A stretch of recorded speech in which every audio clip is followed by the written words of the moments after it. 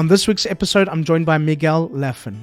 Miguel is born in Portugal to an English mom and a Portuguese dad, and he's a Michelin-Star chef. And in one of our most delicious episodes yet, we discuss, amongst other things, some of the amazing work that Miguel is doing at the moment, how he loves cooking with the amazing fresh produce and ingredients that we have in Portugal, how after living all over the world and working all over the world, Miguel appreciates certain things about his country, and Miguel takes us on a food journey from the north to the south of Portugal. For those of you listening, head over to our YouTube channel to watch some of this episode, and for those of you watching, click down below and subscribe. And for the full podcast episode, head over to Stitcher, Google, Spotify, Apple, or wherever you get your podcasts. And now over to my conversation with Miguel. Welcome back, or welcome to another episode of Portugal, the Simple Life. And I'm really delighted to be joined here by Miguel Lafon, or as other people call him, Lafon, because it sounds more fancy in the chef's world, Lafon. But Miguel, thank you for being on the podcast. How are you? I'm okay. Thank you, Dylan. It's a pleasure. So it's a pleasure speaking in English about our beautiful country. Exactly. Yeah, that's the idea. Miguel, tell us a little bit about you to start off with. So I'm going to be 44 years old. I'm from Cascais. I was not very good at school. I started working very young, about 16 years old. My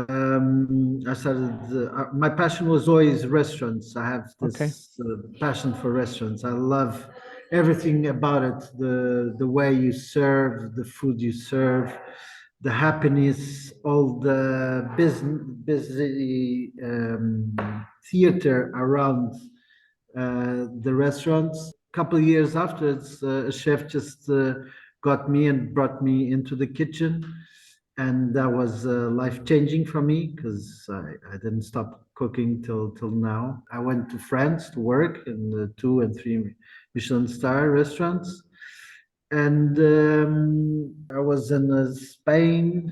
I was in the island of Madeira, Brazil. After my training, I guess after France, I consider that my biggest training. I came back to Portugal. I worked in Ilha de Madeira for 6 years. In 2011, I got a proposal to go and work at Land Vineyards. Yeah. It's an hotel in. Yeah, I've been there. Been there. It's Yeah. great. Yeah. Was a great project. And since I left Land Vineyards, I've been working.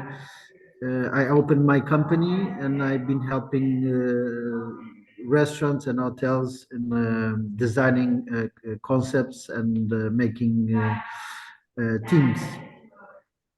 Okay. Amazing. So you are a busy guy. Lots of projects. I mean, with going to France, going to Brazil, what were some of the things? Because often here in Portugal, we have this beautiful country, as you know, and sometimes we forget about how good things are, and we sometimes take these things for granted. Having traveled to so many places, what were some of the things that you perhaps missed or appreciated about Portugal, Miguel? But when you are abroad for quite some time, and you have two things that really pushes you back to home, is chorizo asado, Oh yes. and if you hear fado, your heart just starts beating. It's a beautiful feeling. So I'm very, of course, I miss Thailand, I miss Brazil, but I can go back and back but all of the journey made me see my country in another perspective, in another way, and see actually how beautiful everything is. And as a chef, I can realize that our pork meat is something out of this world. Our fish is just gorgeous. All of our products, vegetables, we do have almost everything in this country.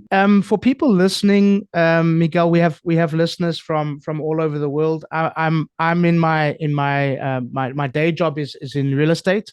I'm a realtor, so I have clients from all over the world. And one of the things that I always say to them is, in Portugal, we don't have a siesta, but we stop for lunch. We really stop and take time to eat. Yes. Just for people listening that are from all the different countries around the world listening, explain to people how much food is part of our DNA, and why it's such an important part of our culture. In Portugal, everything is told on at lunch or at dinner. So if you have any uh, news to tell, good, bad, or terrible, it will always be around the table. So everything, the most important things in your life will happen on a table in Portugal. And good business is made around the table. Everything important will be, or a closure of a big deal will be on the table. And yes, nowadays we do stop for lunch, and we take it seriously, but it will be an hour. About 15, 20 years ago was 2 hours that everything would stop actually. Um, but of course, with the modern days, that doesn't make more sense, and people actually don't want to spend two hours in the week. They prefer to spend 3 or 4 hours in the weekend. But yes, that's very Portuguese of us.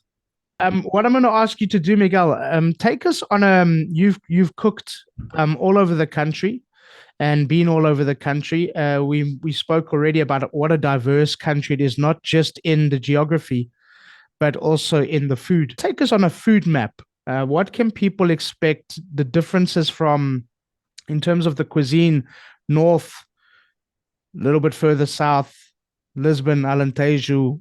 What can people expect? Just a snapshot of the differences in the food. So the different enchidos, smoked sausages, I Sausages, guess, yeah. they're very different from the north to the to the south. Yeah. Actually, because from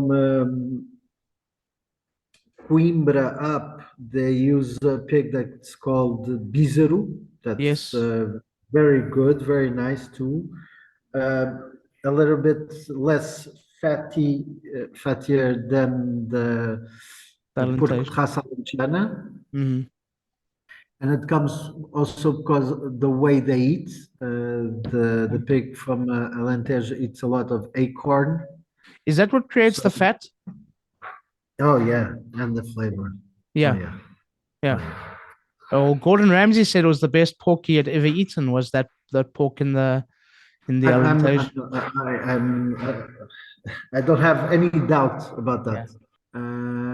They use a lot of stews, meat stews, I This would is in the guess. north, right? The north, Yeah. yes, the north. A lot of codfish. Coming down, a lot of alheira. Alheira is a type of sausage made with game with chicken or duck or everything without pork. So they invented this type of sausage. It's made mainly around the chicken and spices that actually tastes like the another one.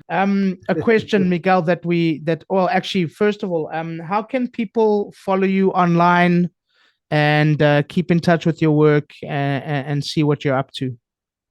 I think my Instagram is the best, Okay. I guess. Even Okay. to And it's your contact name? me, I- it's Miguel Laffen. Okay. Yeah, Okay. yeah. So we'll put a link in the show notes for people to follow you on Instagram. Miguel, a question that we ask all of our guests: Portugal, the simple life. Why? It's so blessed, and it's actually so beautiful, simple. This country, and it's what everybody who actually is not Portuguese but comes to live in our country is the simplicity and the beauty of it. It's a warm country in every aspect. The people are warm. The country actually, it's almost warm 8, 9 months a year. Miguel, I've really enjoyed this conversation. Thank you so much for being on the podcast. You're welcome. It's a pleasure, and I hope to see you in person Yes, soon. yes, yes. Come for some fish in Nazare one of these Yes, days. I will. I Yeah, will. you can be my Promise. guest. Okay, Miguel. Thank you so much. I'm going to let you call it. Okay, it's a wrap then. So thank you once again to our guests, and thank you to all of you for listening. Please subscribe, share with your friends, give us a thumbs up, and please leave a comment or a review. We always love to hear from you. Don't forget, Portugal The Simple Life also has a magazine, so download it. It's for free. We'll be back next week with a brand new episode, and as we say in Portugal, sejas bem-vindo. Welcome to The Simple Life.